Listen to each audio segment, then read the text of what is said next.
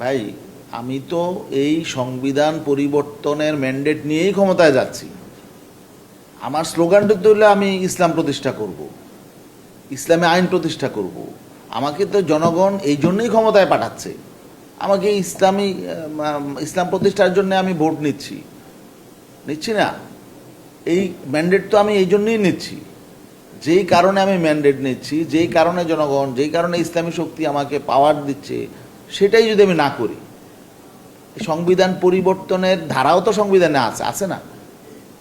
আমি তো সংবিধান পরিবর্তন গায়ের জোরে করব না, মানুষের ম্যান্ডেট। হ্যাঁ, যদি এই ম্যান্ডেটটা আমি পাই, সে পরিবর্তনের শক্তি যদি আমার থাকে, তাই না, তখন আমি পরিবর্তন করতে আমার সমস্যা কোথায়? আমি তো ইলিগেলি কিছু করব না, আমি নিয়মের মধ্য থেকেই করব। এই আমি এই প্রশ্নটা করছিলাম, যে জিনিসটা ক্লিয়ার জানতে চাচ্ছিলাম, যে যদি শরিয়া ভিত্তিক রাষ্ট্র চালাতে চান, তাহলে তো বর্তমান যে প্রচলিত সংবিধান আছে তা বাতিল করতে হবে। আপনারা কি সেটা করবেন? না, বর্তমান সংবিধান বাতিল করতে হবে কেন? বর্তমান সংবিধানের তো সব শরিয়া বিরোধী না। আপনাকে একটা জিনিস বুঝতে হবে, যেই বিধানটা কোরআন হাদিস ইসলামের বিরোধী না, সেটা তো আমার বাতিল করার প্রয়োজন নেই। যেটা সরাসরি কোরআন হাদিস এবং শরিয়া বিরোধী, সেটা পরিবর্তন করে মানুষের কল্যাণের জন্য আমরা সেটা কোরআন সম্মত, ইসলাম সম্মত, শরীয়ত সম্মত আইন করব। এই তো একেবারে সিম্পল বিষয়।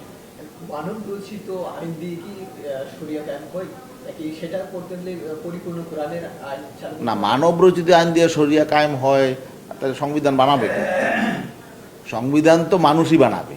হ্যাঁ, সংবিধান মানুষ বানাবে, সেটা হলো আল্লাহর দেয়া বিধানের আলোকে।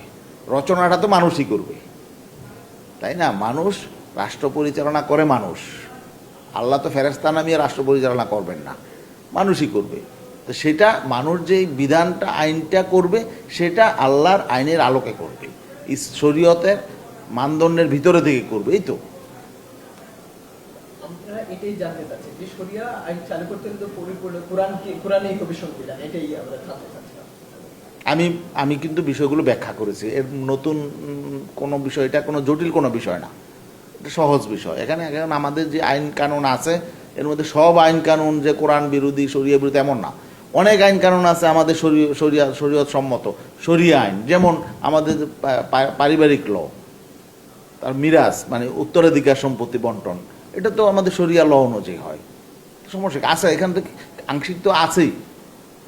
হ্যাঁ, বাকি যদি কিছু না থাকে, সেটা আমরা পরিবর্তন করব। এখন যদি বলি যে না, এগুলো আমরা করব না, আমরা প্রচলিত আইন দিয়েই রাষ্ট্র চালাবো, তাহলে এটা তো আবার হলো আমাদের লক্ষ্য অর্জনটাই জটিল হয়ে গেল, এবং আমাদের নিয়তের মধ্যেই হলো গলত হয়ে গেল। আমরা মানে নিয়তই করছি না যে আমরা এখানে আল্লাহর দেয়া বিধান প্রতিষ্ঠা করব, এই নিয়তের মধ্যেই নাই। তো পরিষ্কার যখন আপনার কাছে আমি বুঝতে পারি যে আপনার এই নিয়তই নাই, তখন আপনাকে আমি সহযোগিতা কেন করব? আমি তো গুনার কাজে আপনার সহযোগী হব না।